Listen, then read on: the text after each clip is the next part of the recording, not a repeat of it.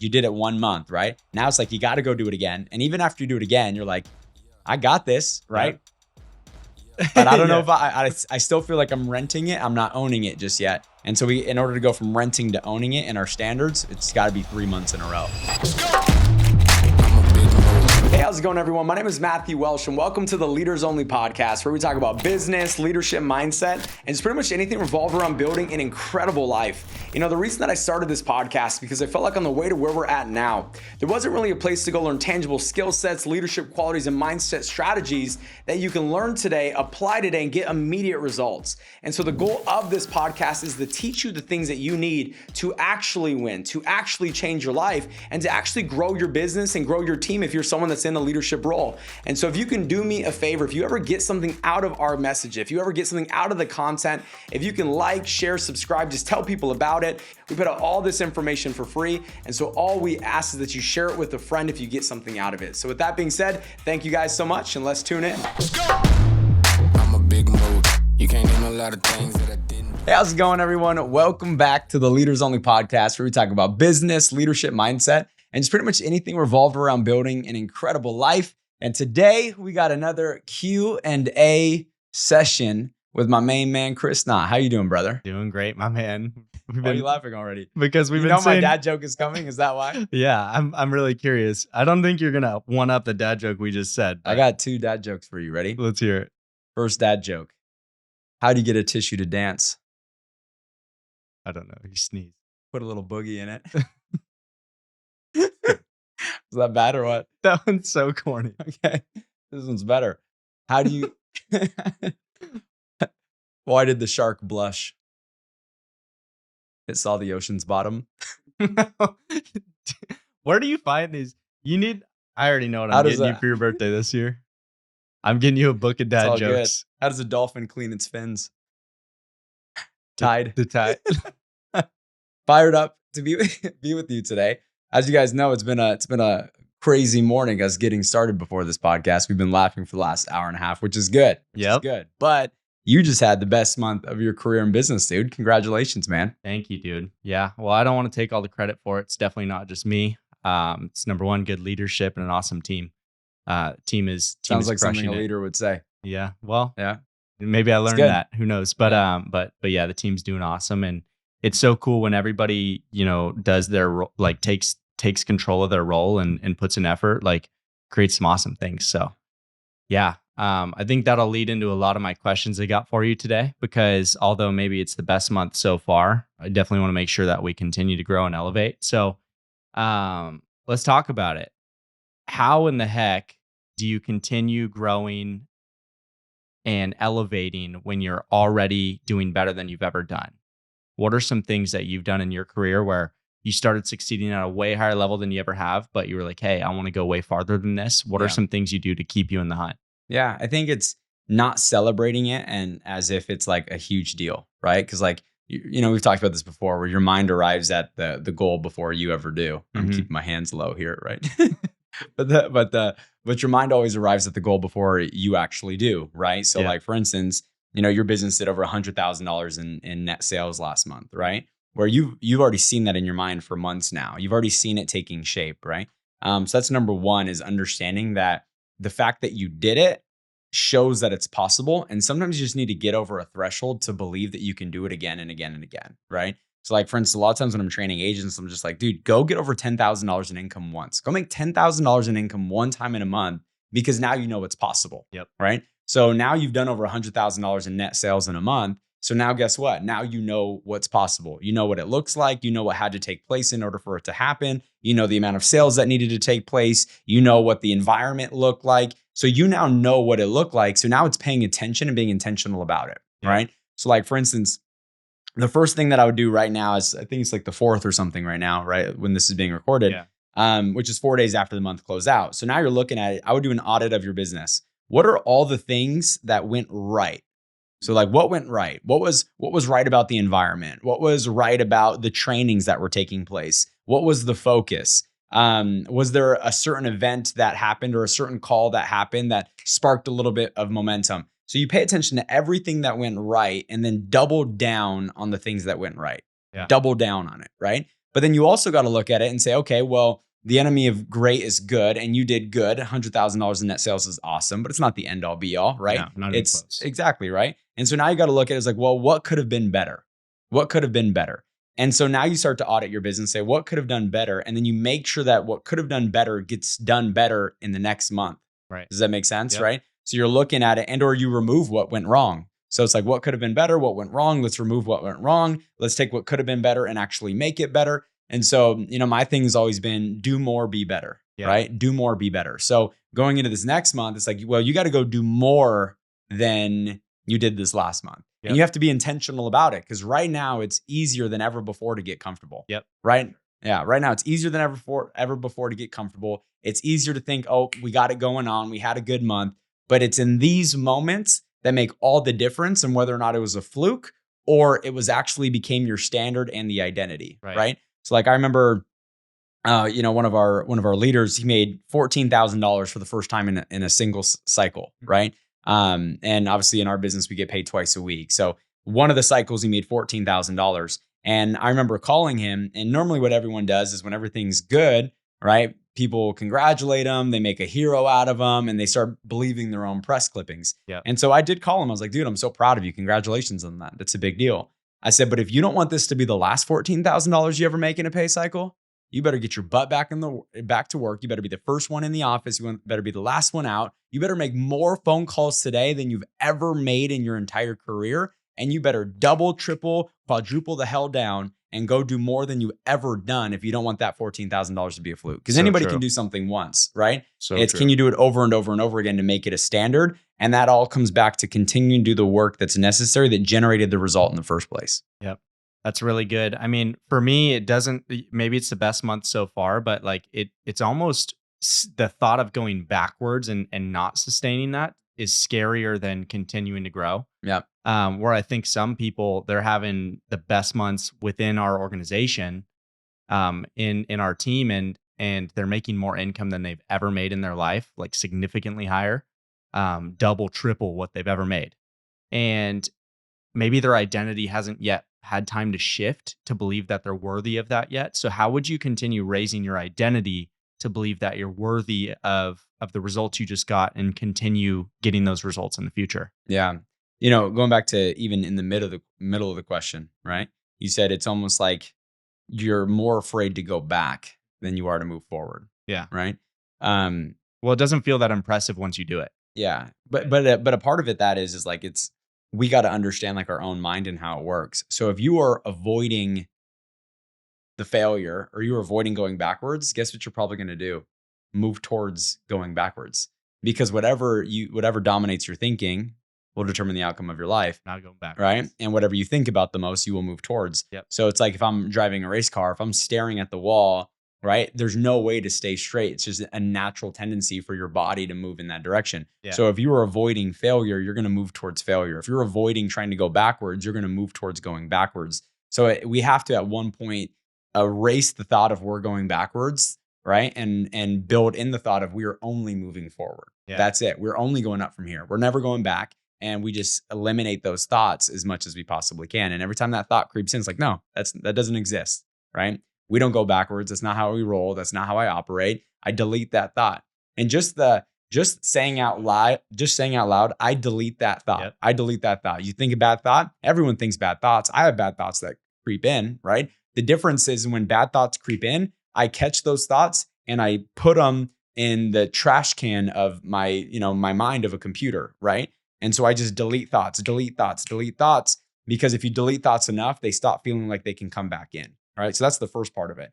The other part of it is going back to what I was saying is I think if you do something 3 months in a row, then all of a sudden it becomes the identity. Yeah. Right. 100%. So like you do something one time and you're like, that's cool, but can I do it again? Right. Like, was that a fluke? And then you do it a second time and you're like, that's awesome. Right. I did it a second time, but there's still like that thought of like, am I going to go back? Like, did I just hit a good month? Did I just hit a good, 2 months in a row? Yeah. Right. Was it a good window? Did I just happen to tap into certain clients? Like, is this the new standard or is this something that I did? But then when you do something a third month in a row, there's just something about doing something 3 times in a row, 3 months in a row, that says, yeah, I got this shit. You know what I mean? Totally. And I think that's the big part of it. So it's like you did it 1 month, right? Now it's like you got to go do it again. And even after you do it again, you're like, I got this, right?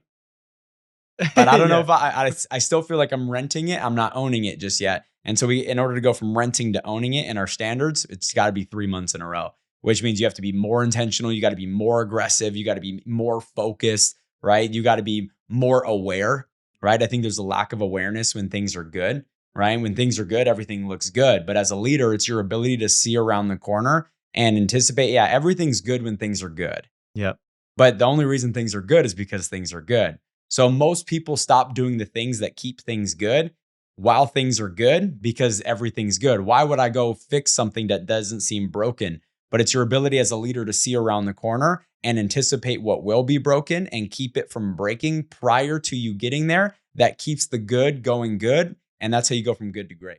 Yeah. So continuing to do the basics, even when you're succeeding at high levels, because like people think like, oh, hey, what got you here won't get you there. So they stop doing the basics and then they actually go backwards. Yeah. So it's part of its basics. And then also it's just anticipation, right? So like, for instance, we're in a business where if you sell something and the client doesn't keep it, you can get something called a chargeback, right? Which is basically where they take your commission back. Yeah, don't accept those. If the client's, if the client doesn't stay with us for a certain amount of time, right? Which is how it should be, right? You got to make sure you're doing good business. But it's your ability as a salesperson to say, okay, I'm selling this product. But if I just sell it one time, wham, bam, thank you, ma'am, and be done, right? And I'm not thinking, all right, I got to have a great follow-up game. I got to send them a handwritten thank you card. I should send them a Starbucks card to say thank you. I should send them an edible arrangement to their office where not only do you get referrals, but it also just makes them feel special, where you're seeing around the corner and they're like, nobody's ever sent me something like this. Nobody's ever sent me a handwritten thank you card before. Right? All of a sudden, those things start to be preventative.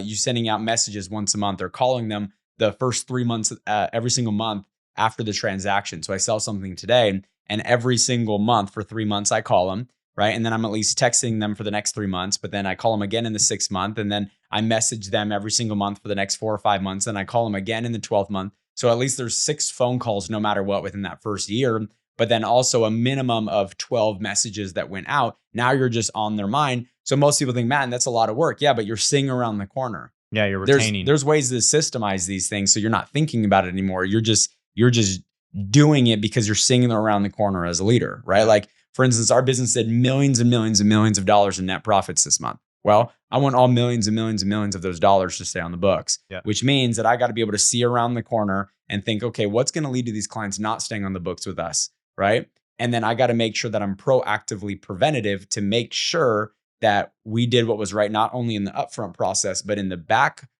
side of the process, because people are already received their main commission. So now it's, can you keep it all going great, right? So that's what I mean, or like your ability to see around the corner, right? Or like, for instance, most salespeople, they do tap into a gold mine every once in a while, where they tap into this gold mine. They got all these clients coming in. This month looks amazing, but they're not thinking to themselves, wow, I just happened to tap into a gold mine. Eventually, you will mine all the gold out of that gold mine. Yep. And there will be no more gold in that location, or else people will just dig in the same spot just forever. Having a conversation with somebody about this today, right? Because they're like, they're crushing it, but their well is running dry and they're starting to realize it. And I'm like, yeah, but it's because you're not focused on the basics. Like, what were the things that got you that well in the first place? Yeah. And if they would have been, once again, sitting around the corner as a leader, right? They could have saw this like, yeah, I'm in a gold mine, but I also know this gold mine is going to run out in 30 days. Yeah. Which means that I got to be proactive on pumping more volume into this. So when this gold mine runs out, we've already tapped another well. Yep.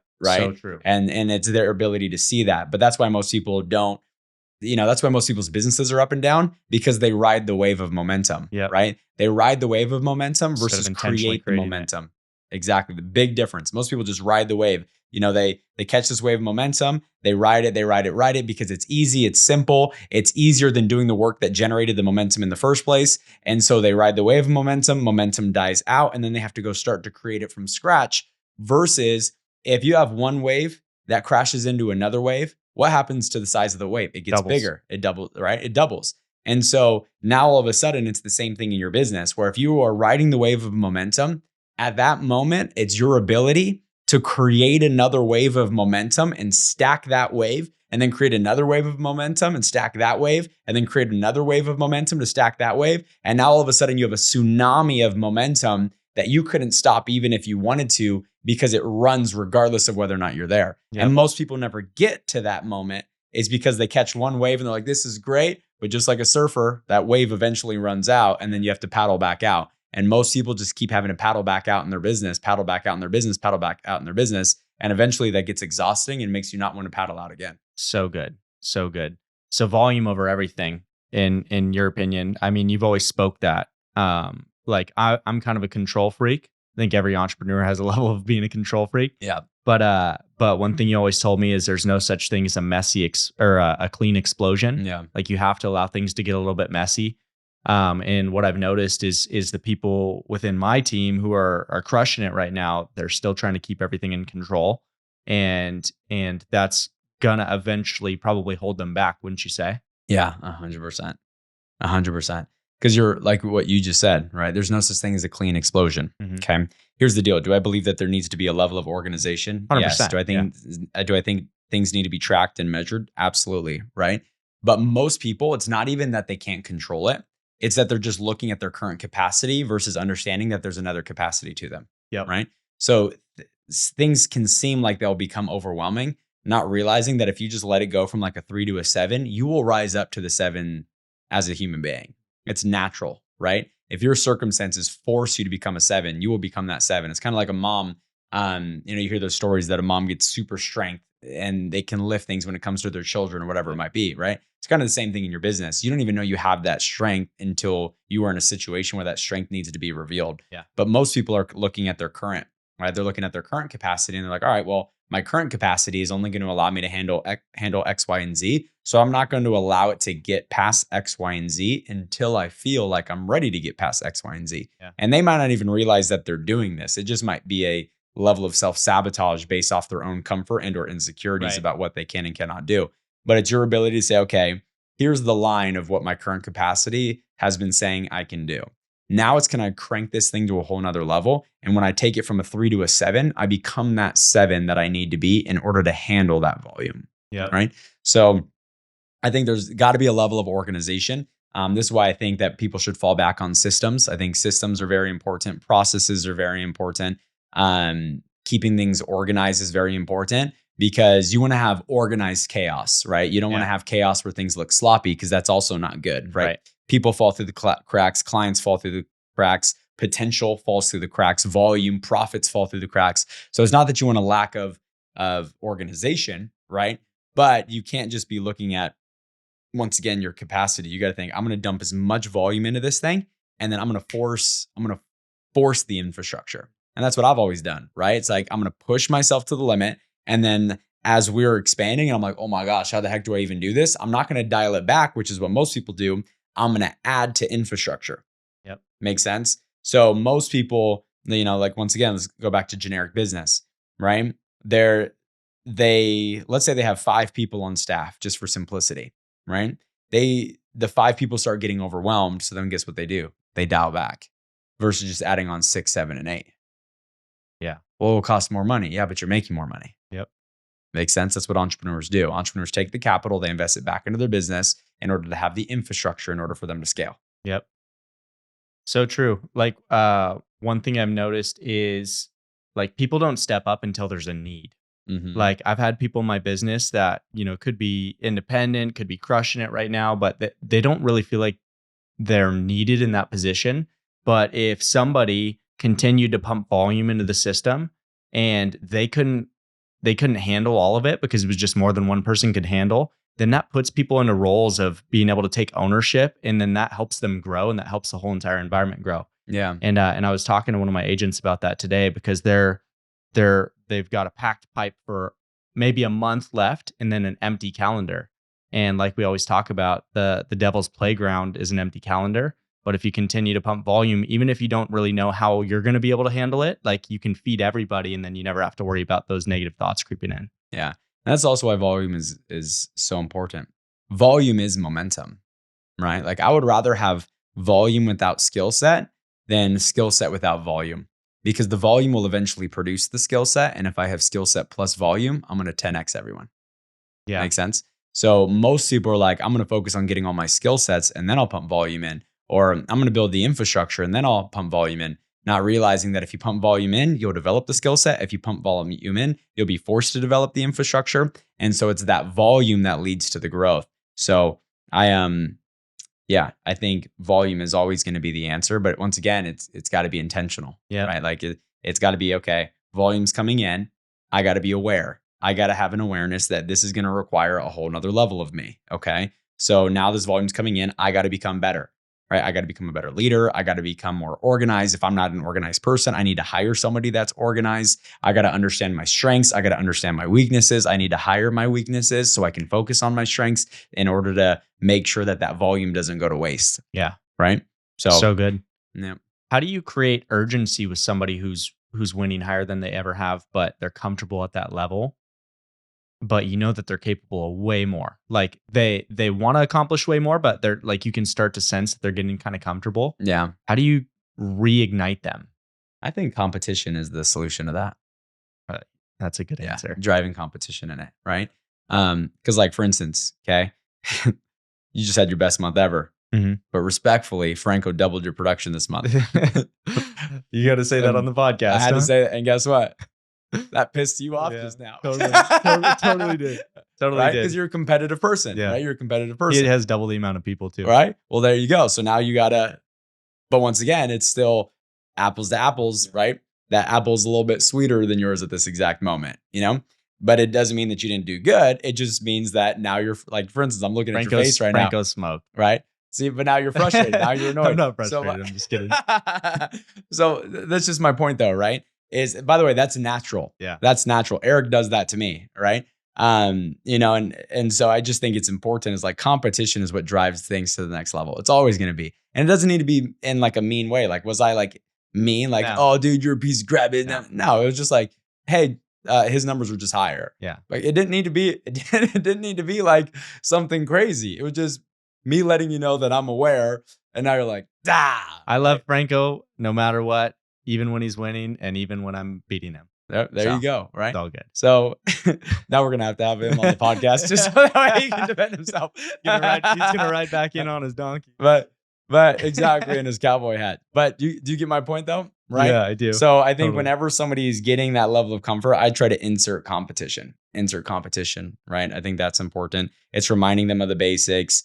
It's trying to stretch their vision, right? So, you know, bringing them to a lifestyle that they're not used to and or not living at this exact moment, so that I can remind them, hey, like, this is good, but you're nowhere near the life that you want just yet, right? Yeah. So if I can bring them on a certain trip or get them into a certain room, or, you know, now we invite people over to our house, right? So now they come over and they're like, oh, shoot, expands their vision. There is another level to this thing, and I need to step it up. Yeah. Or multiple other levels even in between. Yeah, exactly. Yeah, that's awesome. But by the way, going back to that was also why it was so important for us to go win as leaders and actually show people the result that if you bust this thing, there is a better life, right? So I think there's two parts to it, right? Like, I think some people are like, I'm just gonna, you know, I'm gonna go win and I'm just gonna keep stacking. I'm just gonna save all my money, and I'm not gonna show anyone that there's a reward for the hard work. And trust me, I'm all about being frugal. Obviously, you know me. Yeah. I'm very frugal. I'm very good with my money. I invest my money. I save my money. I stack my money. But I also, the moment we went from like, even, you know, all of our agents saw us go from one house to the next house, to the next house, to the next house, to the next house all in the last 3 years. They saw us level up 4 or 5 different houses in a matter of 3.5 years. And so when people witness that, they're like, holy shoot, this person's leveling up and they're doing it, which means it's possible. And it also means that I'm still living in the same spot. I got to step up my game. And I don't think people should go do something that's necessarily. No, they have to earn it. Right. It has to make sense. Yeah. Like, I think there's certain parts of it that make sense. There's also certain parts of it that don't. Like, every jump that we've made didn't necessarily make sense, but I forced it to make sense. Well, it depends on the type of person you are too. Because some people put themselves in those uncomfortable positions where they're like, oh, I'm going to go expand my capacity, but then they don't have the work ethic to follow it up to where it actually crumbles them. Yeah. Whereas like when they're put in a sink or swim, right, their emotions take over and they end up sinking versus swimming. Yeah. Versus the other side of it that's like, there's always a way. I'm going to will this thing to happen. I'm going to force myself into these uncomfortable positions, right? But by the way, forcing yourself into an uncomfortable position and a stupid position are two different things. Most people put themselves into stupid positions financially, not uncomfortable positions. Give me an example, right? It's hard to give an example on it, but you don't have to name names. Yeah. Well, the reason it's hard to give an example on it is just because it just depends on how you look at it. And it once again depends on the person. It's situational. But most people will literally be like, all right, I'll give you a great example. There's this guy, right? And he goes, dude, I took my last $17,000 and I put it as a down payment on a Ferrari. And then my Ferrari helped me. I was like, dude, that's stupid, right? That's not what you do, right? And because he was like, it's going to shift my identity. Like, no, it's not. You can rent the Ferrari and go feel what it feels like to drive it. Yeah. Like, or just go do the work. Like, why do you need the Ferrari to make you do the work? You know? Well, guess what? That was a stupid transaction, right? Versus, all right, man, this adding on this staff member makes me uncomfortable because it's an extra $4,000 a month that I'm not used to. Yeah. But now I pay that $4,000, I buy back my time, and that gives me the ability to scale. See the difference, right? Is one is something that leads to more growth. One is something that doesn't, right? So there's ways that you can financially make yourself uncomfortable that helps scale the business. Like every time we add on more staff, I'm like, right? And it makes me uncomfortable, right? But guess what? It's that me being willing to do it, right? That forces me to be uncomfortable. But then guess what? Everything levels up, right? So like, for instance, I added on 3 brand new full-time people in the last 30 days, right? Well, guess what? We just had our best income month. Thanks for just telling me to go and get more staff without telling me to go get more staff. No, that wasn't the subliminal message. No, but that's a message. But like I look at it, like I added on 3 full-time staff last month and we just had our best income month. Yeah. And like I didn't even realize it till right now, but it's just the reality, right? Like when you force yourself into situations, you're like, even me adding on these 3 more staff, and I already had multiple staff, right? But now I have all these full-time staff, all these full-time employees that just work directly with me and help me manage and run the business, right? And just that alone makes my identity shift. Like I'm legit. I'm a real business person, right? I'm not running this side hustle out of the trunk of my car, right? Yep. And it's just those little details that make the difference versus I could have taken that, what was that, extra $12,000 a month in staff that I just added on. I could have taken that $12,000. I could have went and bought my wife a new G-Wagon. I could have gotten the Rolls-Royce Cullinan on top of that. And I could have thrown on an extra this or an extra that, right? There's so many things I could have done with that money that didn't move the needle versus taking that money and investing it into things that move the needle. Both things made me uncomfortable, right? If I bought the cars, it would have made me financially like, dude, I'm throwing on another $15,000. Does that make sense? Right? I don't like upping my bills or expenses $15,000 regardless, right? Yeah. And I can buy them cash if we wanted to. But then going back to the staff, right? It's like, well, what's going to move the needle, right? This one moves the needle. Smart financial decision, right? Still makes me like, gosh dang it, you're right. Yep. But then this one doesn't move the needle. It just looks cool when I drive up to my house. Hey guys, thank you so much for tuning in. Today was part 1 of a 2-part podcast. And if you got something out of part 1, do me a favor, like, share, subscribe, tell somebody about it. Obviously, we put out all this information for free. All we ask is that if you ever get something from it, you tell a friend. But with that being said, I look forward to seeing you on the part 2.